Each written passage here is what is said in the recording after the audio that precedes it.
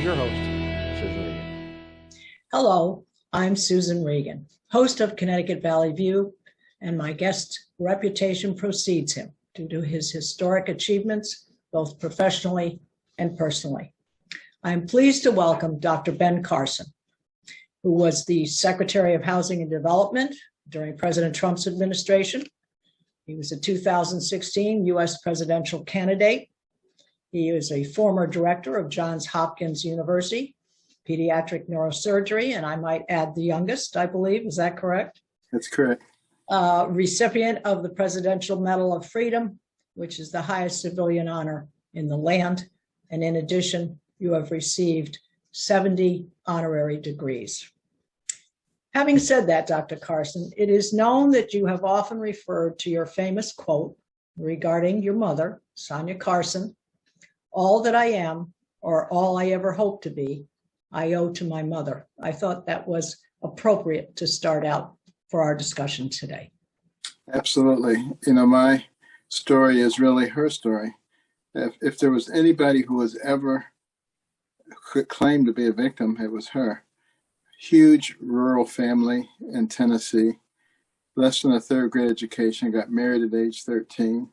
Years later, discovered that her husband was a bigamist and had to try to raise two young sons on her own.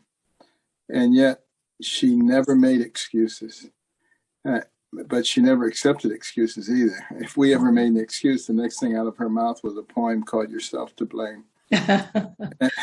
The next question after that was, "Do you have a brain?" And if the answer was yes, then you could have thought your way out of it. It doesn't matter what anybody else did or said. And, you know, growing up in that environment, I think made both my brother and myself people who look for solutions rather than blame. Well, with that in mind, given the many accomplishments of your life, what do you feel are the areas that you've made the greatest contribution or the greatest difference? Well, I think in the field of education and helping people to recognize that it really doesn't matter where you came from. If you get a good education in the society that we live in, you can write your own ticket.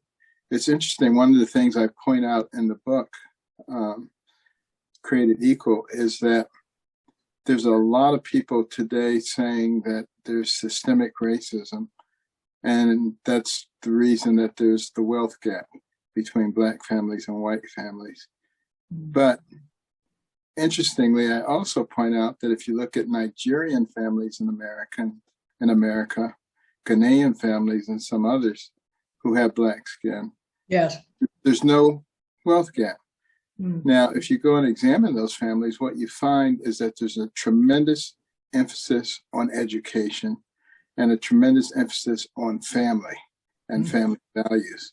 Correct. And interestingly enough, if you look at traditional Black American families who have those values, there's very little or no wealth gap either. So perhaps we're looking at the wrong thing. Yes. I think that's one of the things, the comment has been made that, let's say in the older, more traditional Black individuals, that the family life was very important and it was unique and it was to be treasured and it was to be focused on, and there was a father and a mother and those traditional family things. I think that's what you're referring to. That provides the unity. Absolutely. And it really doesn't have anything to do with race. The same is true in white families, Asian families, Hispanic families. And when you look at the statistics of broken families, let's take Black families. If you look at children who are raised by a single mom in Black families, the poverty rate is 45%. Yes. The dad poverty rate is 36%. But when both parents are there, the poverty rate is 12%. Well, you did. Yes, I'm sorry. You did mention your new book, and you've written many books over the years, and your most recent, as you said, is called Created Equal: The Painful Past, the Confusing Present, and the Hopeful Future of Race in America. Now, it's been described as, for the purpose of the book, what's a hopeful inspiring roadmap for how America can come together. What was actually your catalyst for writing this book? I mean, there must have been something. Is it the current issue, or is it the current issues that we have, or was there something specific? It's the fact that in recent years, people seem to be trying to circle everything back around to race. Mm-hmm. And whether it's appropriate or not, that's what they're doing. And they're using the race issue as a cudgel to beat people into submission, to make white people feel guilty, to make Black people and other minorities feel like victims, and dividing our society. That's one of the biggest weapons that they use. They also use age and religion and income and sex and other things to try to divide us into a bunch of little tribes and not working together, not having the synergy. And a house divided against itself cannot stand. Yes. Well, do you feel that this is of political nature? What is driving that particular trend? I think there are those who want to fundamentally change our society into something else. Mm-hmm. They don't like it, and they don't like the people-centric model. Now, this goes back a long way. It was never felt by many in Europe that a system like ours could work, because they were used to having a monarch, ruling class. And they say, how can you have a system that is governed on the will of the people? It's impossible. Mm-hmm. And they thought it was a great experiment. Benjamin Franklin, when they came out of the Constitution Hall in 1787, after finishing it, was asked, what do we have here, sir? A monarchy or a republic? Right. He said, a republic, if you can keep it. There was a lot of doubt as to whether we could keep it. And I think right now is the severest challenge that we've had as for those who are creating total chaos in our society. Think about it. You defund the police. Mm-hmm. You let violent criminals out to terrorize the people. Mm-hmm. You open the borders. You have economic policies that drive prices through the roof. Mm-hmm. And you just create total chaos. And then you can come along and say, well, see, I told you it didn't work. Right, right. Well, I think it's often known as create a crisis, and then you fulfill the need to fix it, and they make the most of it. It's on a positive note, and with regard to this previous statement that you made, that you discriminate against people and incur this racial division, you talk about the beauty of America's diversity as well. Talk to that a bit. Well, you know, we are a nation that is composed of people from virtually everywhere who have a lot of different talents and different ways of looking at things. And we've benefited greatly from that. And I just used an example in the book. I said, let's take African Americans. And what kinds of things have they contributed? I said, you would normally not hear about this. Yes. I said, just take a walk down the street. Start with your shoes. Jan Matzliger, a Black man, invented the automatic shoe lasting machine, which revolutionized the shoe industry. Yes. You step on a clean street. Charles Brooks, who invented the automatic street sweeper, and down that street comes a tractor trailer truck with an air conditioning system. It was Frederick Jones who invented that. And it stops at the red light. Garrett Morgan, a Black man. And he also invented the gas mask, saved lots of lives during the war. And I just go on and on. And anything, and sort of end with Elijah McCoy, who invented the automatic lubrication system for locomotive engines, had so many great inventions, people would say, is that a McCoy? That's a real McCoy. McCoy? Yes, yes. Well, that's so interesting. You know, that should be emphasized more. I don't think people realize the contribution is made to our lives. Yeah, I mean, the fact you've even brought it up here in our discussion, I think it's very illuminating. And it's those kinds of things that I'd like to hear from you. They're very candid comments and obviously historical comments, which is very important to the total picture. But I also make the point that I can take that walk down the street for virtually any group and point to tremendous contributions. And our diversity is not a problem unless we want to make it into one. Yes. Well, would you agree, I'm going to take this, a critical shortage of critical thinking in a nation relative to CRT, which of course is referred to as critical race theory. And it's being injected into our educational institutions. And what I think bothers me most is that, and I have checked this quite a bit in a number of towns, and they say they're not introducing CRT, they're not discussing CRT, and yet we have had so many parents who have gone to the Board of Education and they are complaining about the curriculum and they believe that CRT is being taught, and they mask it over and they call it something else. You address that as well. Yeah, absolutely. A friend of mine recently was telling about his granddaughter who came home crying. And she said, "Grandpa, am I evil because I'm white?"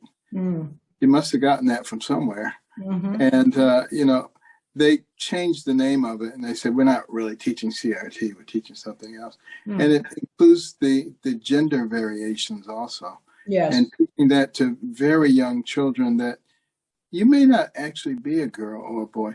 Why would you confuse young children like that? That's really quite cruel. And I think it may have something to do with trying to destroy our future by indoctrinating our kids. It's also victimization of a very young child who cannot defend itself. And the parent has to then, as I said, go to the Board of Education. And there has been a great deal of disturbance. And then there have also been superintendents who have actually taken some of the money, the donated money or the taxpayers' money, and actually Board of Education has bought books, a superintendent on their own, gone out and bought books to introduce this subject. And it's very destructive. The good thing is, as I travel around the country, I'm seeing a lot of parents getting involved. People stand on the sideline with their head down and hope nobody called them a nasty name. Yeah, right. They're getting involved. Yeah. And, this may be a blessing in disguise, because had it not happened, had we not had COVID and the shutdowns and all this, we might have slept right through this while we were changing into a socialist country. That's very true. It's very true. It sometimes takes an extreme situation in order to bring out the issue to the point where people are brave enough to speak up, because it takes a great deal of bravery to do that. And well, you can't be the land of the free if you're not the home of the brave, right? Yeah, exactly. And parents are, we look at Ron DeSantis down in Florida, and he's got a Parents' Bill of Rights down there. And that, of course, is running into issues and so forth. But I think that parents in particular, they've hit a sore spot with parents. There are many things that you can, I guess, accuse them of or get them caught up in, taxes and inflation and so forth. But when you start influencing, taking over, the government is here to help, hi, we're the government, we're here to help, then that's where parents, they put up a fence around that and say no. Absolutely. Yeah, one of my own sons had to take his daughter out of the school that he went to. It was a private school. It's a very good school, but they were teaching CRT. He took her out. Well, all right. Now, you also talk about Black Lives Matter and the destruction that has caused and the misrepresentation. Your thoughts on that? Well, their website, before we started complaining about it or pointing people to it, actually talked about, their desire to disrupt the nuclear family. Traditional patriotic values are being disavowed by them. Yes. And they admit that they are Marxist. At least they did. They're trying to cover that up now. And you look at the things that they're not doing anything that's helping anybody. No. And you notice that they only seem to get upset when a Black person is killed by a white policeman. But it can be, they can kill people all day long in Chicago, Black on Black crime. Are they complaining about that? No. And that's a much larger number. Yes. Yeah, I think you even speak to some of the statistics in your book as well, as the number of actual occurrences. Yes. Go ahead. Because when you see the number of actual occurrences, it's shocking.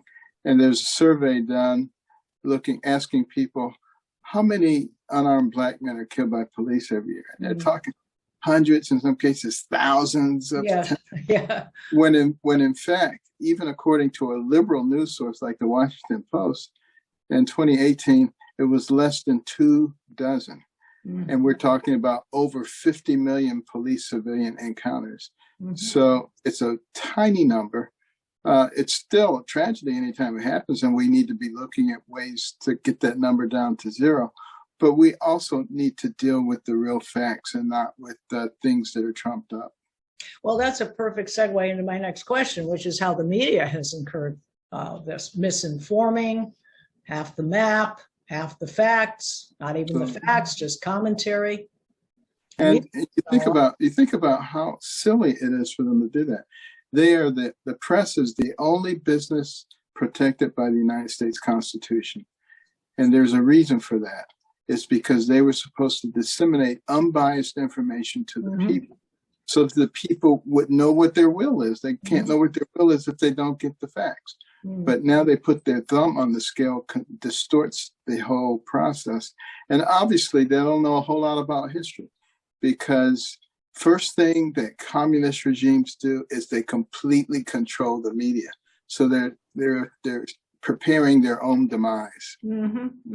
Well, they take the First Amendment applies to them, but it doesn't apply to anyone else. That's what they think. Well, I guess what we're saying here is that the narrative in the U.S. is a society of racism, and yet immigrants still see this is the land to come to. This is still the opportunity place. Why would people be forming caravans trying to get in here if it was such a horrible racist place?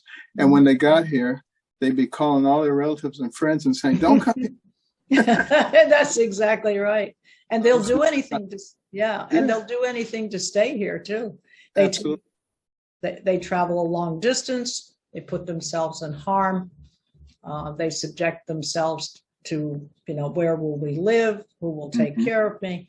And so forth. So, well, what the leftists actually want is they want to tell you, don't believe what your eyes are saying. Don't believe what your ears are hearing. Don't believe what your heart is telling you. Just listen to us. We will tell you what you should think and how you.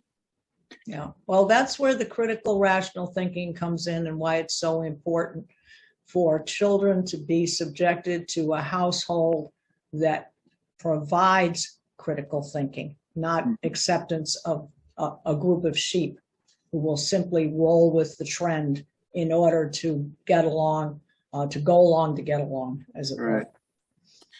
Now, you've also stated that your school systems in minority areas are poor quality, and you think dollars are the major issue with regard to that. Right, because of the way that we fund schools. And the millage, so that if you have a lot of money in that area, then there's a lot of money for the schools. And if you have a little money, and it probably should be done maybe on a statewide basis rather than on a community-wide basis, because otherwise all you do is continue to perpetuate, inferior education. And how do you expect people to climb the ladder of opportunity if that's the case? Now, in my case, it was a little bit different because, I had a mother who really pushed me and encouraged me. So even though I was in terrible schools, poor system, I went outside of that system and, took advantage of the local universities and libraries, all the things that were out there, and just met my education.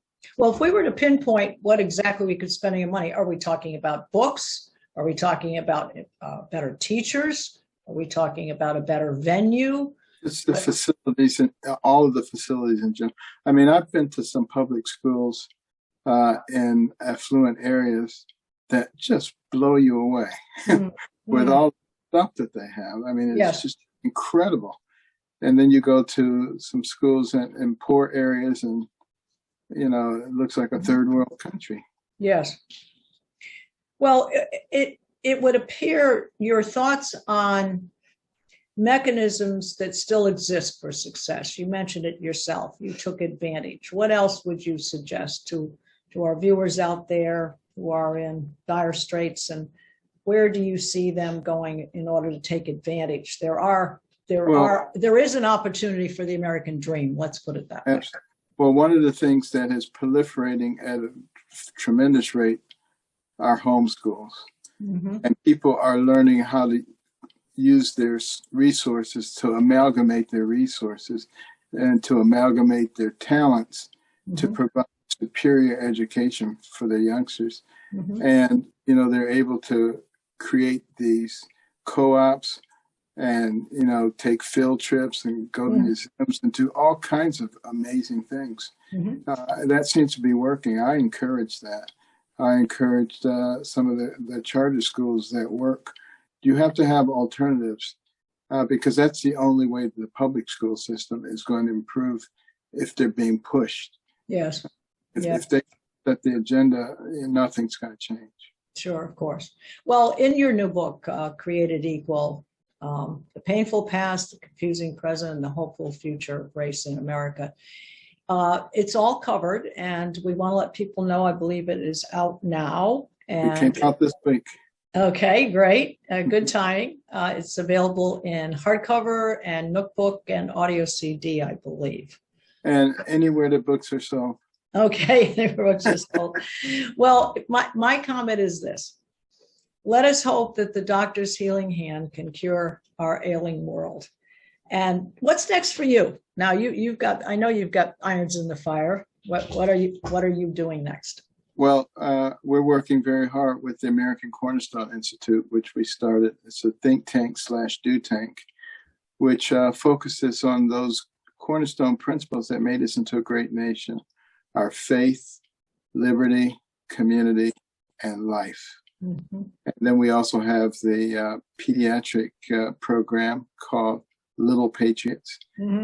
LittlePatriotsLearning.com. It's a free program because we have great underwriters who underwrite the cost of it all.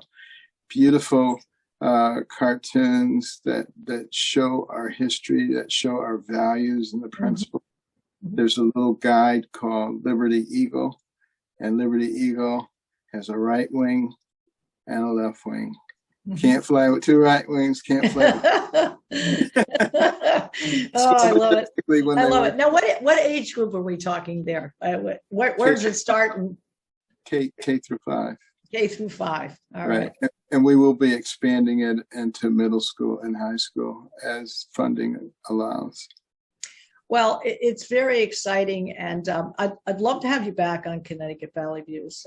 Absolutely. I think there's more story to come. Oh, there's a lot. Yes, I'm sure there is, and I'd like to know, people's reaction to the book. I think this is a hopeful, and we need hopeful, Dr. Carson. That's what keeps people energized. That's what keeps people keeping the American dream, the opportunity that it still exists. And the very fact, I think, that you've done the Little Patriots, that's where the children start to get, let's use the word, indoctrinated at an early age. And if you can do that, that will be the path they're on. What is it? So you plant the tree, so let's see, how the tree grows. And you need to do that early on, and then that's the way the children will go in the right direction. Even our enemies know that. Vladimir Lenin. Yes. Said, "Give me your children for 4 years to teach, and the seeds that I sow will never be uprooted." Oh, you have so many great expressions. They capture, I think, what people need to hear, particularly right now in these turbulent times. So again, if you come to Connecticut, love to do a live with you, and certainly would like to visit some of the schools and introduce your book, your website and your new book. I think that would be very exciting to do that together. I am very supportive of your effort. I'm very, very fond of Connecticut, having gone to college there. Yes, Yale, right? Isn't that right? Okay. That's right.